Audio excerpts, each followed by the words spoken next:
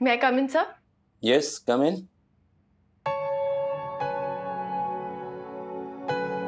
Good morning, sir. Good morning सही। पिछले कई दिनों से मुझे लग रहा था कि तुम मुझे मिलने आओगी और तुम आ गई। जी। रुको, मुझे सोचने दो कि तुम मुझसे मिलने क्यों आई हो। काफी समय से तुमने बार बार कई छुट्टियां ली हैं, या फिर क्लास में अक्सर लेट आती हो, उसी बारे में बात करने आई हो ना। देखो सही, इस मामले को लेकर सभी प्रोफेसर तुमसे बहुत निराश हैं, और जब ये कंप्लेंट मेरे पास आई तो मुझे भी बहुत डिसअपॉइंटमेंट हुआ। मैंने कभी नहीं सोचा था कि मेरे कॉलेज की बेस्ट स्टूडेंट में डिसिप्लिन की इतनी कमी होगी।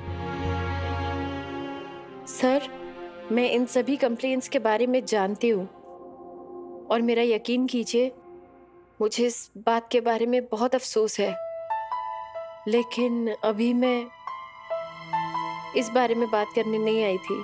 मैं कुछ और बात करने आई थी। इनफैक्ट मैं एक एप्लीकेशन देने आई थी। कैसी एप्लीकेशन? तुम्हें कोई प्रॉब्लम है कॉलेज में? सर, मैं जानती हूँ कि मैं कितनी खुशकिस्मत हूँ कि मेरा एडमिशन नागपुर के बेस्ट मेडिकल कॉलेज में हुआ। आपको पता है, इस कॉलेज में पढ़ना मेरा सपना था, लेकिन शायद किस्मत ने मेरे लिए कुछ और सोचा है। मैं यहाँ नहीं पढ़ सकती सर, इसीलिए मैं ये रिक्वेस्ट कर रही हूँ आपसे कि प्लीज मेरा ट्रांसफर गढ़चिरौली के पास वाले किसी कॉलेज में कर दीजिए। तुम अच्छी तरह जानती हो कि इस देश को कितने बड़े बड़े नामी गिरामी डॉक्टर्स इस कॉलेज ने दिए हैं, और तुम इस कॉलेज को छोड़कर उस कॉलेज में जाना चाहती हो जिसे शुरू हुए 1 साल भी नहीं हुआ।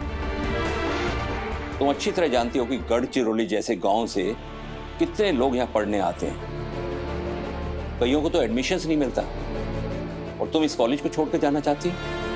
सर, मेरी जिंदगी ने करवट ही कुछ ऐसी ली है कि मेरे पास और कोई चारा ही नहीं है।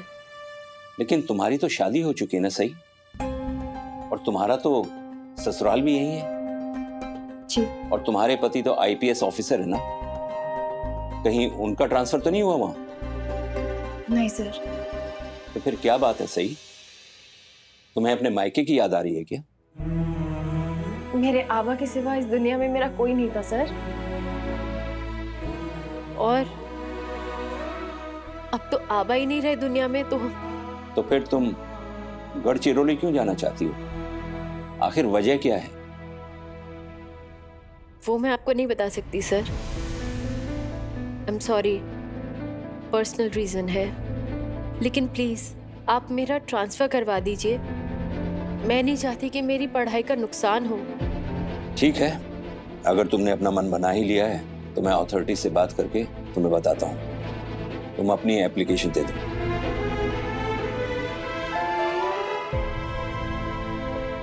सर, मैं कल इस एप्लीकेशन के बारे में रिमाइंड करने के लिए फिर से आऊं? तुम काफी जल्दी में लग रही हो सही। एक काम करना, मंडे को फर्स्ट हाफ में आकर मुझे मिल लेना, मैं देखता हूँ क्या कर सकता हूँ। और हाँ, कॉलेज में अगर कोई प्रॉब्लम हो तो तुम मुझे कह सकती हो। मैं कम इन डीन? आइए doctor Pulkit. Good morning. Good morning. सही, तुम यहाँ क्या कर रही हो? डॉक्टर पुलकित, सही तो आपके रिलेटिव है ना? यस। फिर तो आपको पता होगा कि ये कॉलेज छोड़कर गढ़चिरौली क्यों जाना चाहती है। Doctor Pulkit, she is one of the brightest student of my college. I don't want to lose her like this. अपने ट्रांसफर की एप्लीकेशन लेकर आइए। सही, ये सब मैं क्या सुन रहा हूँ? सही, तुम ऐसी जल्दबाजी में इतना बड़ा फैसला क्यों? अरे इतना बड़ा फैसला लेने से पहले कम से कम मुझसे बात तो कर ली होती। जीजू, मैं कोई जल्दबाजी में फैसला नहीं ले रही हूँ। मैंने बहुत सोच समझ के फैसला लिया। लेकिन ऐसा क्या हो गया सही जो तुम्हें इतना बड़ा फैसला लेना पड़ा? आज सवान निवास में पूजा है, इतना बड़ा फंक्शन होने वाला है। मुझे तो लगा था कि शायद आज तुम कॉलेज आओगी भी नहीं। सही, आखिर चल क्या रहा है? तुम अपना ट्रांसफर क्यों लेना चाहती हो? मुझे लगा था कि पत्रलेखा और सम्राट के एक हो जाने के बाद तुम्हारे और विराट के बीच का रिश्ता सुधर जाएगा, आगे कोई प्रॉब्लम नहीं होगी। तो फिर? बल्कि बिल्कुल उल्टा हो रहा है जीजू। विराट सर और मेरे बीच झगड़े पहले से ज्यादा हो गए हैं। हम एक दूसरे से हर छोटी बात पे झगड़ने लगे हैं, एक दूसरे को हर्ट कर देते हैं। हमारे बीच में एक पल का भी सुकून नहीं है। बल्कि मुझे तो लगता है कि हम एक दूसरे के लिए ठीक ही नहीं है। अगर मेरे पति मुझसे छोटी छोटी बात पे झगड़ा करेंगे तो फिर मैं उनके साथ इस घर में कैसे रह सकती हूँ? सही फाइनली एक बीवी की तरह बात कर रही है। इसकी सारी शिकायतें टिपिकल हस्बैंड वाइफ वाली हैं। और घर वाले, उनका तो मुझे समझ ही नहीं आता। कभी कभी तो कितने अच्छे से पेश आते हैं, लेकिन सिर्फ कभी कभी, ज्यादातर तो वो मेरी हर बात में कमियां ही निकालते हैं। मैं कुछ भी करूँ ना, उससे उनको प्रॉब्लम ही होती है। इसलिए ना मैं इस फंक्शन का हिस्सा ही नहीं बनना चाहती।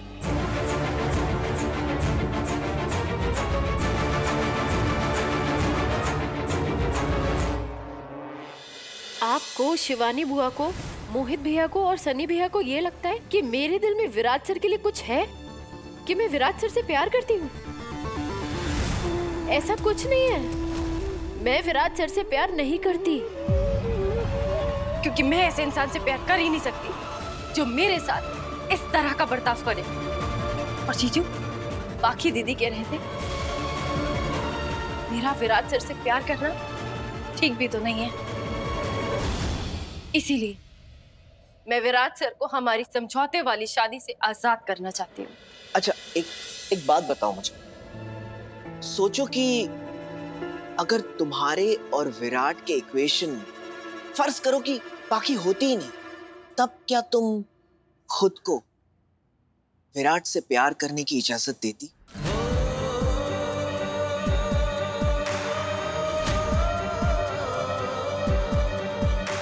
नहीं, मेरा उनसे प्यार करना नामुमकिन है। पिछले इतने समय से हम साथ में रह रहे हैं, लेकिन आजकल उन्होंने जैसा बर्ताव करना मेरे साथ शुरू किया है, वो मेरे बर्दाश्त के बाहर है। ऐसा लगता है जीजू जैसे आखी दीदी को ना पाने का सारा गुस्सा, सारी फ्रस्ट्रेशन वो मुझ पर निकाल रहे हैं। लेकिन जब विराट तुम्हें हॉस्पिटल से घर ले गया था, तब उसने वादा किया था कि वो तुमसे अच्छे से पेश आएगा। तो फिर? वो अच्छे से ही पेश आ रहे थे, लेकिन फिर अचानक उन्होंने मुझसे झूठ बोलकर वो एनिवर्सरी का प्लान बना लिया। और फिर जब मैं उस पर गुस्सा हुई तो वो मुझसे ज्यादा गुस्सा हो गए। और सम्राट दादा के वापस आने के बाद पाखी दीदी और विराट सर के बीच में पता नहीं क्या बात हुई है। मेरे 1000 बार पूछने के बावजूद भी उन्होंने मुझे कुछ नहीं बताया, बल्कि दिन ब दिन उनका मेरे लिए गुस्सा बढ़ता ही जा रहा है, बढ़ता ही जा रहा है।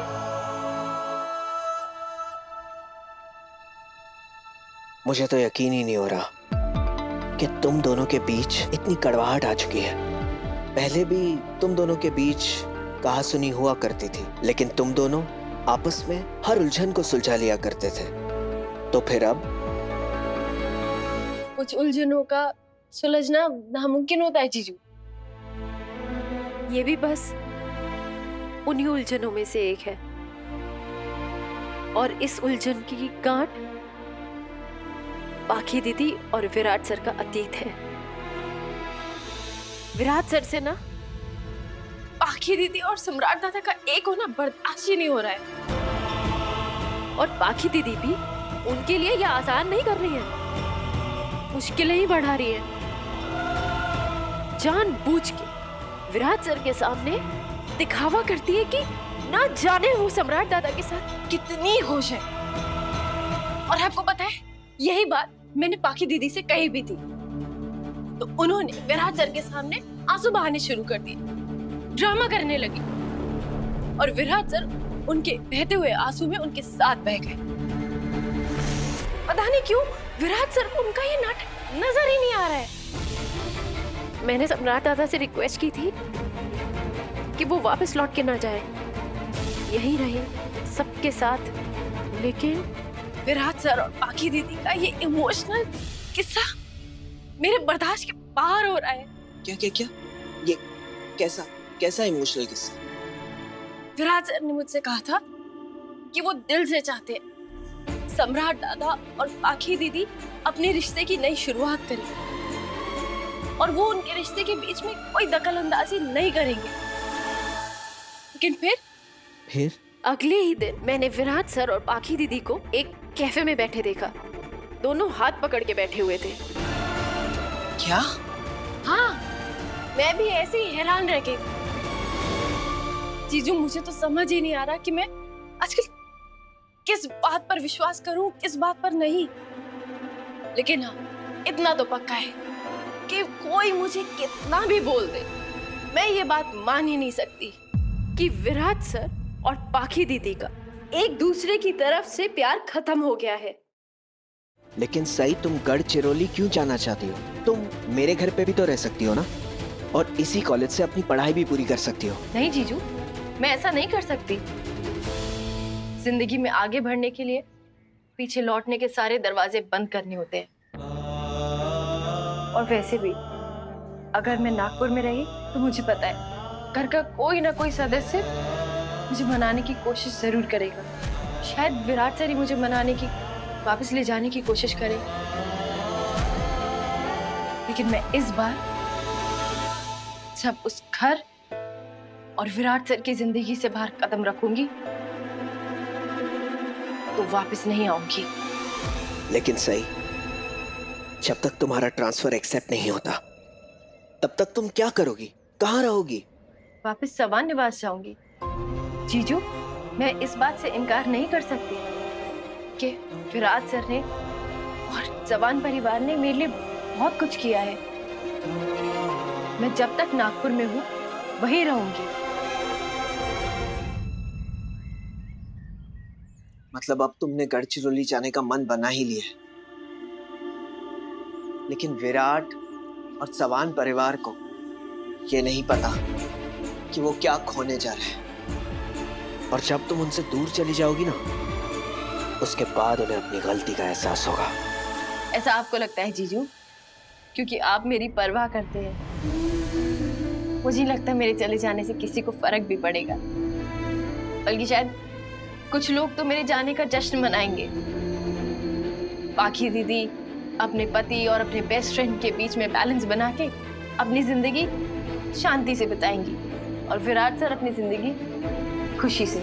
वैसे भी उन्हें मेरे झूठे पति बनने से ज्यादा पाखी दीदी के अच्छे बेस्ट फ्रेंड बनने में खुशी मिलती है। मैं ऐसी उथल पुथल भरी जिंदगी नहीं जीना चाहती। मैं सबसे दूर चली जाना चाहती हूँ, सुकून भरी जिंदगी जीना चाहती हूँ। मैं ना अपनी सारी एनर्जी अपनी पढ़ाई में लगाना चाहती हूँ। पढ़ लिख कर बड़ी डॉक्टर बनना चाहती हूँ। जरूरतमंदों की मदद करना चाहती हूँ।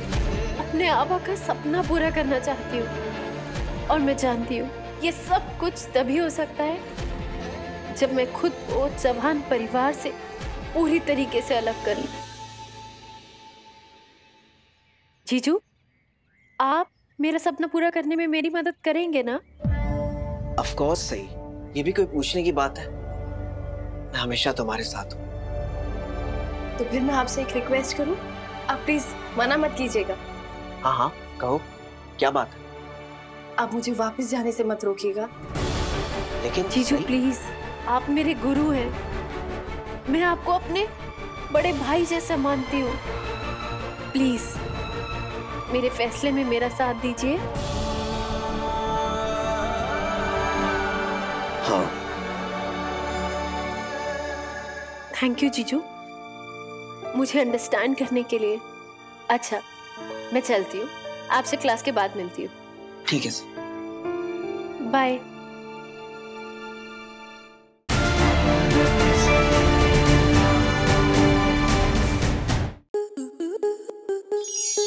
स्टार प्लस के ऐसे ही और बेहतरीन लम्हे देखने के लिए सब्सक्राइब करें हमारे YouTube चैनल को।